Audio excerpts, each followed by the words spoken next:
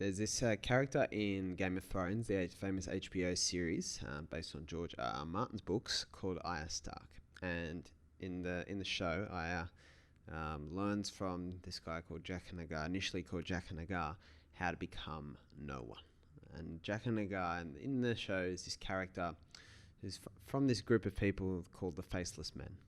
And these people basically act as if and talk about themselves as if they were no one. And their ideal is becoming no one, belonging to no thing, earthly possessions, identities, names, divulged of all titles, and anything that really individualizes a person, and basically reducing a person back to a blank slate.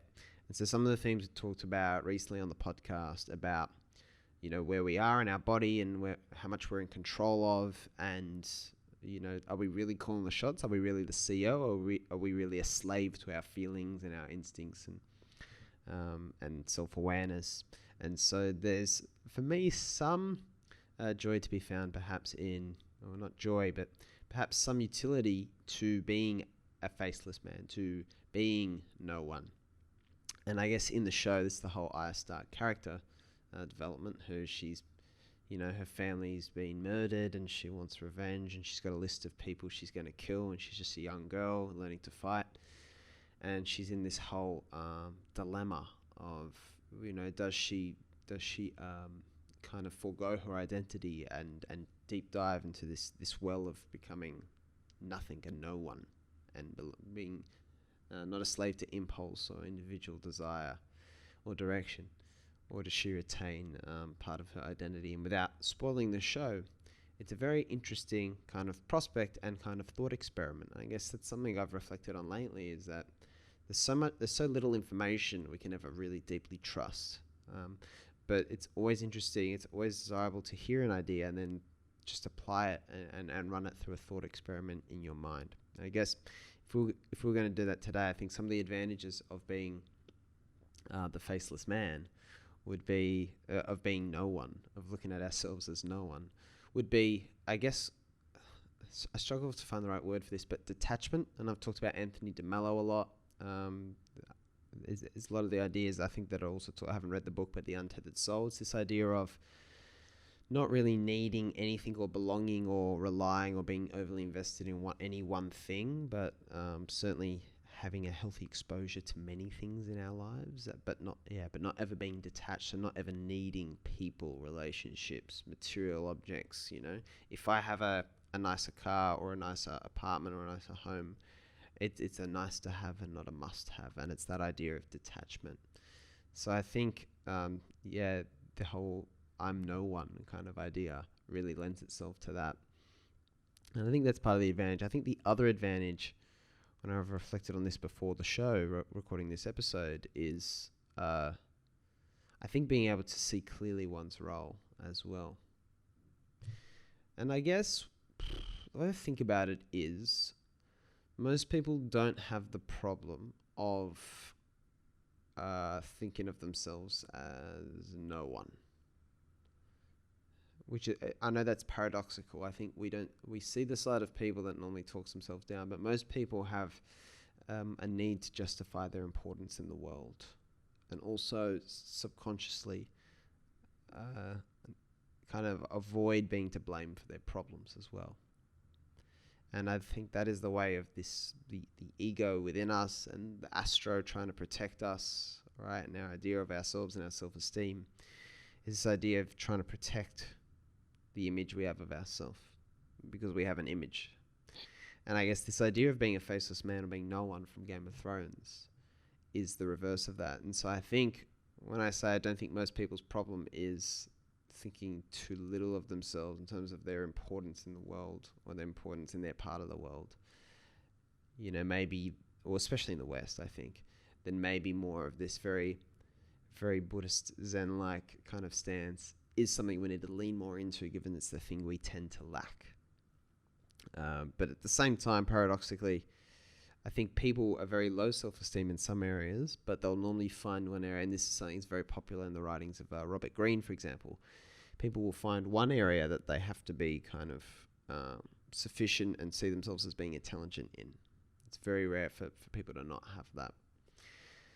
So, yeah, I guess it's all about dropping the need for your self-importance. And even I find that now. It's when I'm engaged in things from this podcast to the business projects to whatever it is, whenever I'm reflecting on myself, I always think, well, if there's when there's normally tension, and if you trace why do I feel this tension, well, I feel frustrated about this not happening as fast as I thought it would, or I'm not where I thought I would be at this age, whatever those thoughts are. And I find when I trace that, you normally come back to this narrative of self-importance. It's very interesting. And I don't know if that'll be the same for you. I can only talk about my own experience. That's why I said at the start, run this thought experiment through your own mind. It'd be interesting to see what you find. But I can normally trace it back to some idea of needing to find importance in my life. It's really interesting. And then the whole, sometimes diving into this very weird I'm no one. And for those who have watched the show or familiar, and you can Google it after if you're not familiar, Jack Hanagar and the Faceless Man and no one. And it's that very like hermit-like idea, wearing rags and living up in the mountains and in a temple and doing all this weird stuff. But in the show, they can these guys, the Faceless Men, can can adopt any face and change their whole identity. It's kind of this mystical power they have. And I think the more kind of positive message to take out of that is, I guess, when you drop the need for your self-importance, it's easier to kind of play the right role, maybe. That's something I think about. One of my biggest principles for myself in life is I only do what only I can do. And it's a quote from a book by an Aussie guy called Jack Delosa, which talked about business, but I always think about it for life. I always think, what is it that only I can do? And that means that I should probably be the one to do it, and I should probably not do anything else. A lot of my current work on this podcast in the education space, I look at it and I do look at it as things that probably only I can do them in this way. Probably no one else can do them in exactly the way, because I've had a unique set of experiences just like everyone else in life. So it's really interesting to kind of think that way. And another story I came across the other day doing some reading was that of Bismarck, the old German/Prussian leader in the 1800s. It's pretty interesting seeing how he was this master strategist who Germany used to be all these divided kind of little states and provinces or whatever. And he kind of strategically picked all these wars to help stir up nationalism and unify them and kind of turn all these isolated things into the powerhouse of Germany. And also, I think one of the historical perspectives I read upon was that he paved the way for the world wars, which is not great at all. But the interesting account I read of him was that he picked a war with Denmark, mainly to stir up nationalism, and then he picked a war with Austria, the declining Austrian Empire, to consolidate more power, and then with France. But the way it was presented was that after that he didn't keep going and fighting, and he kind of stirred up tensions in Europe strategically to kind of combine people into the whole what would become Germany. And so the kind of takeaway was he never got carried away. He was clear on his goal, and he never kind of got carried away and let it get to his head and just pursued more and more and more. And I think that's probably what we saw with another Germanic character that came a couple of decades later, Hitler.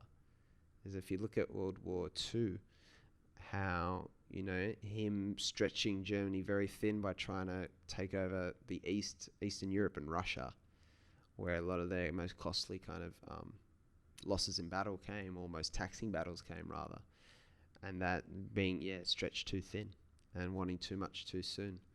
And so perspective is always really important in anything we do. And so the question becomes, how do we get perspective? And I guess we in general want to be a bit more, well, we want reason. We want to be able to see things using reason and deduction, being a bit clearer in our thinking. And so I guess the idea of the Faceless Man, by dropping the need for self-importance, I don't know, it's just this idea I have that when you drop the need for self-importance, you drop a lot of the biases that you normally have and look at things, which is really cool.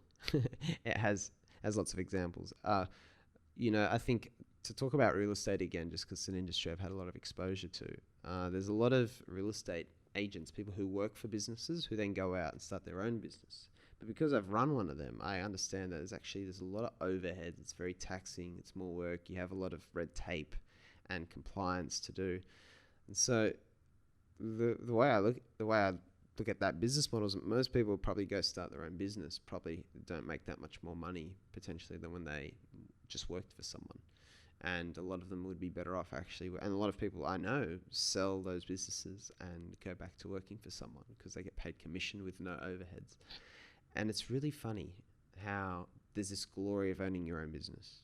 A lot of people who look at, a lot of people have a very different impression of even what I'm doing than I have. And they kind of have this idea that, you spend more time working on your stuff because, it's for you. And the irony is that I think my biggest motivation when I'm working is not for me specifically. It's normally focused at, I think, what I can do for other people, because I've learnt from other people before me and other podcasts and stuff that probably the best way to have a cool career in life is by focusing on other people, and it'll be best for you anyway. But it's always interesting to think about, the business is this everyday relatable example, or the promotion is that it's normally around this narrative of self-importance.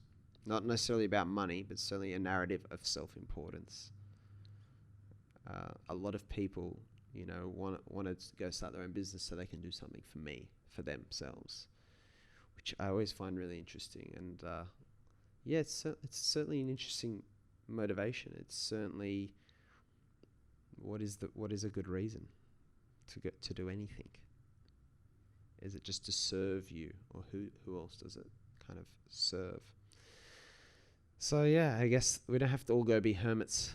And I think even in the Game of Thrones, they're essentially just assassins in the end. So I don't think we'll directly follow the pathway of the Faceless Men from Game of Thrones, of being a true no one.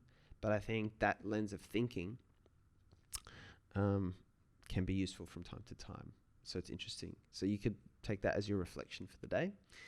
What is something that even makes you feel a little important that you can drop, or you can contemplate dropping, right? Whether it's a job title, whether it's being part of a certain committee, or whether it's being part of a certain group. So what do you do that just looks like it's about giving you a little bit of a sense of self-importance? It doesn't mean you need to drop it maybe, but certainly being conscious of it is more useful than being in denial of it. So thanks, guys. This has been the With Joe Wehbe podcast. Don't forget, there's plenty more blog posts and the email newsletter on the website, www.withjoewehbe.com/blog for the blog. But apart from that, we'll be back again tomorrow talking about this deep and dark mystical set of topics. But in the meantime, remember, the best way to open 1,000 doors for you is to concentrate on opening doors for others. See you again tomorrow.